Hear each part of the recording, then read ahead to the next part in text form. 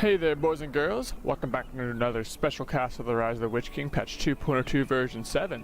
This is your broadcaster, Farron, as always. Today we'll be continuing our journey through the September 2018 Stonewain Valley 2 vs 2 tournament with the second game of the second bracket of the the first bracket of the semifinals. So spawning in once again in the back west corner or side is going to be Excelsior, the red men of the west. He's going to be supporting Belenos, who's going to be spawning in as the orange Isengard. So I think they did pick their factions here.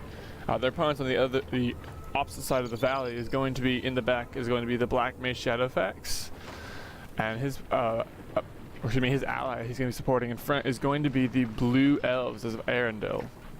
And here comes the builder from MayShadow building that forward Urk pit, as you always want to do, get your production in front there. Excelsior throwing up a range first. Excelsior known for the Men of the West and starting with 6 rangers there, so that's no surprise. You have Lurtz out for pink. He did start this way in the first game. Glorfindel for Earendil, so he did start this way in this game. It looks like this is going to be a very similar start to the first game there. MayShadowfax is going for Lurtz and Sharku, and Sharku once again, as we saw in the first game, going to be going in, riding in, taking the brunt of the damage to the Drake full to the face as he steals the outpost without creeping the lair, and thus he does have access to that while the Drake will protect it. And however, for Excelsior, as far as heroes go, you do have Boromir on the field as well as Faramir instead of Aragorn. He did purchase, as you saw, the banners, which should allow him to get these units at a discount. So he'll be able to purchase both. Able to purchase both of them as well as get to that level 2 range very fast. Now the pikes out in the field, Lurtz is going to be able to work down this troll lair. Glorfindel is going to work down his troll lair. They're both probably going to go to level 2 there. Now Sharku and Lurtz are going to come in and get the levels off of taking out the troll there as well as taking out the troll lair. So they're both going to go up to level 2 there, I would expect. And Pink Lurtz is going to start working off this fire drake actually from afar, because he's going to want to take the outpost, and he doesn't think he can take the damage from the fire drake with Lurtz there, I would expect. Boromir and Faramir did take out the northern troll lair take out the troll in the northern lair for their team. It looks like they are going to be able to work that down without having any issues, as it is a little bit late to get out there. Glorfindel now going out, maybe trying to just take the outpost there, but he does see that there are pikes and Lurtz from pink there. He does not want to have to engage that at the moment. It looks like all 4 players, I'm not sure, except for Excelsior, all 4 players, the other 3 players, excuse me, go heavy on the pikes in these matchups. Apparently they expect their opponents to go for cavalry there. Excelsior beaconing about the Warg Pack and Sharku there, as Sharku will grant that Blood Hunt ability at level 3, which is a nice buff to the Warg Packs. Sharku, for some reason I thought that was pink there. Sharku, it looks like, might want to get in the back here already, as he easily can do that. There is nothing really to bar the way here, just some rangers from Excelsior. There's no pikes to block the way. But it looks like that Earendil and MayShadowfax are making a big push together after a rallying call from Earendil. There is one single pike though for pink there, going to stay alive and take that outpost. It looks like Glorfindel does get up to level 3, I think, and he did activate upload a parity. He wants to be careful though, as he's now having to deal with pikes, trying to take out Boromir here before Boromir can have his Horn of Gondor back off of cooldown there. But too many pikes there, he's going to have to chase him off. Excelsior now going to level 2 barracks, getting the tower guards out there. Faramir up to level 2 now, has that wounding arrow, so we can shoot him right here and make them stop fleeing, make them cower in fear and run in the opposite direction of where they're being directed. Lurtz did go into tomato mode there, as you can see. It's just not wearing off, but he's not really going to be able to make full use of it and take out any heroes. Almost level 4, soon he can pin his enemy heroes in place. It looks like there's a Creebane summon, I think that is from... Guard the White Tower. That is Belenos Creebane summon. You saw Belenos come from Creebane. He has 1600, 246, and 475. Earendil, his opponent, does have rallying call, 2 power points, 700 resources, and 362 out of 560 there. As you can see, the Sharku knocking down the Alps, which the Belenos did manage to steal there. It looks like MayShadowfax has gone for Creebane as well. He has almost 2 power points, 1800 and 467 out of 525. So he could be going for another hero right there. Perhaps Wormtongue or Saruman. And Excelsior finally has gone for heal because he has 2 heroes. He doesn't want to keep those alive. That's 310 resources and 414 out of 600. So he does have a lot of the farms in the back here. In fact, he has all the farm space back here. There are the lumber mills going down in the very back tier there, but not really a whole lot of farm space going to Pink there. Lurch now at level 4. He's going to be using that cripple ability on Boromir there. Here comes Pink. I think he needs to rush in there and protect him. I don't know if Lurch has this on the cooldown. But Excelsior is speaking. He's saying he needs some sort of support there. He needs a heal, or he ain't gonna heal from his eye. I'm not sure what he's speaking about there. Glorfindel and the Mythlons are gonna take out Boromir there for Excelsior. Fimmer using his wounding arrow. Not sure what he used him on. Maybe Lurch there? Might be gonna use it on these archers here. There comes the Creebane debuffing the archers of both Excelsior and Pink there. Excelsior now getting some Rohan Spearman on the field. I think he's a little bit short in cash at the moment. Even with all of the farms here, looks like Sharku and the Warpack did get in the back. They're going to work down one of the lumber mills of Belenos. Need to be careful as there are some pikes coming to deal with them. But Earendil not trying to make a push up the middle ramp on the southern side. But however, a heroic statue there, and he does need to be careful, as that will provide a fear debuff as well as a leadership buff. Now it looks like Earendil is going to be setting up camp in the middle of this valley here. However, there will be no towers. I do approve of this, not having any towers in this camp, as towers are the one thing I hate the most when someone decides to sit down and make a camp. It looks like Sharku going to be able to get away. I think I did hear Faramir's wounding arrow go off, but it looks like he used it on a very high health hero there. That single pikeman that took the outpost at the beginning there is still alive, but the crossbows there are going to finally work it down. Actually, I think it was Lurch there. But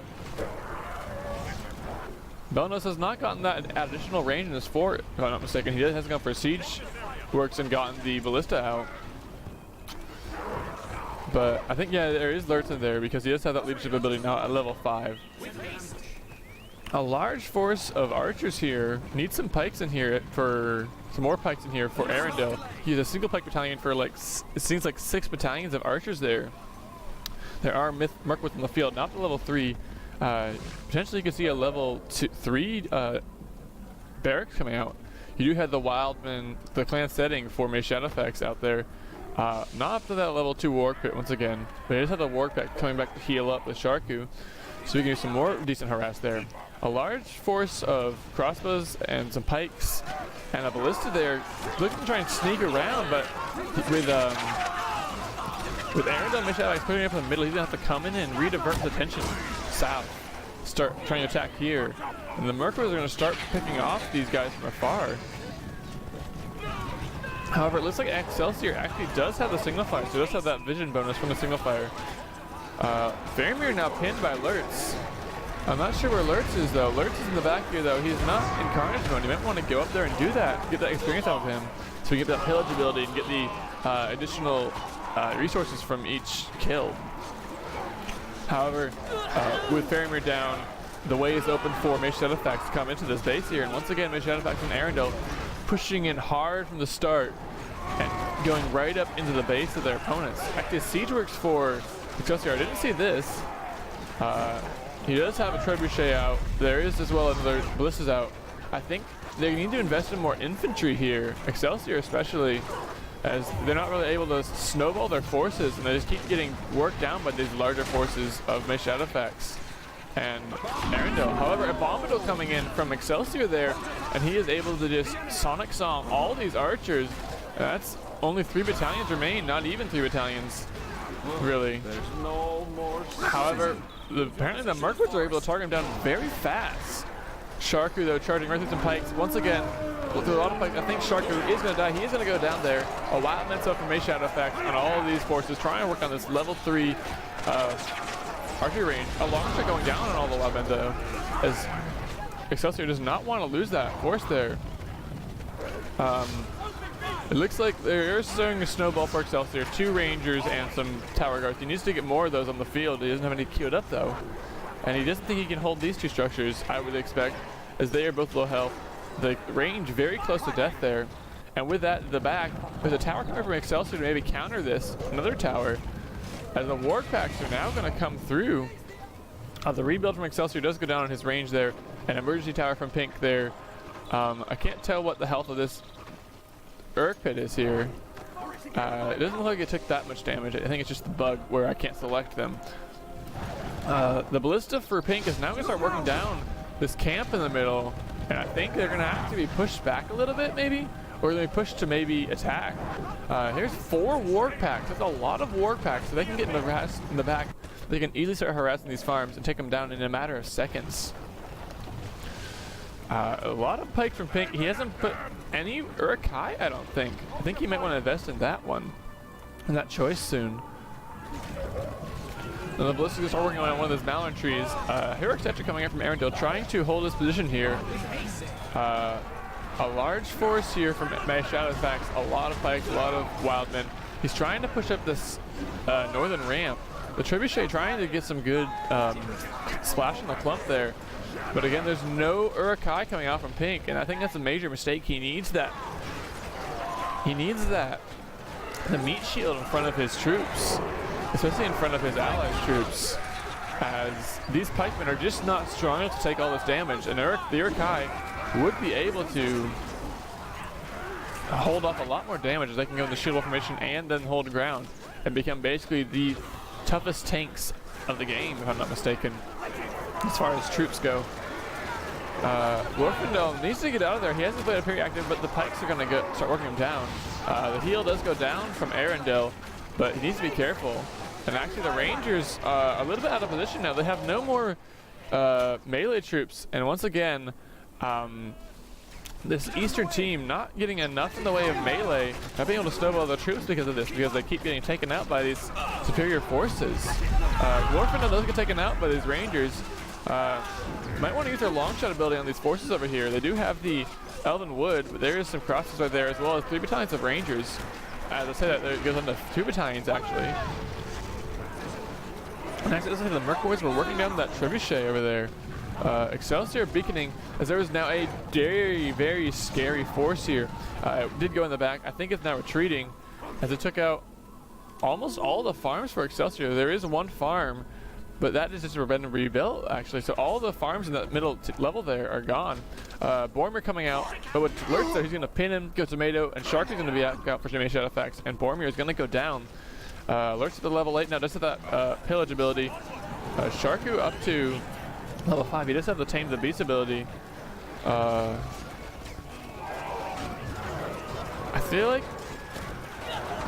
I thought this was his power was changed for version 7 of the game, but I might have been incorrect there. Actually, that Siege is going to go down to Sharku there.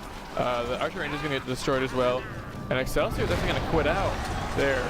With the loss of all his farms there, and his last hope was kind of in Boromir there, so he needed to get in there and stun all those troops so he could take him down with his Rangers. And being unable to do that because Sharku and Lurtz were there in the way, he will lose him, and that will spell the end of that game there. So it looks like that is going to be game 2 going to Earendil MayShadowfax. So they're going to sweep their bracket and move on to the finals. Well played to them. They are very effective, a duo, at being able to push up and quickly into their opponent's base, rush them, and keep them on the back foot there. I do believe MayShadowfax and Earendil, if I'm not mistaken, they are some of the old Nandu players, so they are very experienced in how to play this game, as it is a very different game from traditional 2v2s in 2.02, which is what Excelsior and Belenos are more tailored for. So I might just show you a game with Excelsior soon as far as competitive gameplay for traditional games, just to see what, so you guys can see like a baseboard of what he actually is really skilled at. Because I will say this Excelsior is a very skilled player, and Pink is an exceptionally good player. I won't say they're as good as Solus, but there's like, I don't think there's anyone I would compare to be as good as Solus. Some players are very close, but Solus is, I would consider, the greatest player of this patch at the moment. Anyway, I hope you all enjoyed this. Thank you so much for watching. Be sure to like, comment, share this so we can get some more attention to the traditional old-fashioned Stonewain tournament here. I don't think it got enough attention in my opinion, and if you really aren't subscribed and you like this content, be sure to subscribe, because I do a lot more. I don't just do the Stonewain. I usually do is 2v2s and 1v1s. I will throw in the occasional 3v3 or 4v4, as I do enjoy casting those, and those are just a lot of fun to watch. Not really for competitive or learning, but just for the kicks and funsies. It's really just fun. I will see y'all tomorrow with this beginning of the second bracket. It is going to be between, let me check that real quick. It is between SSB and Maddie's Mercs, and I can't remember the other team. I'm so bad with these teams, I don't have it written down. I have them written down, but not in front of me right now. So I will see y'all tomorrow.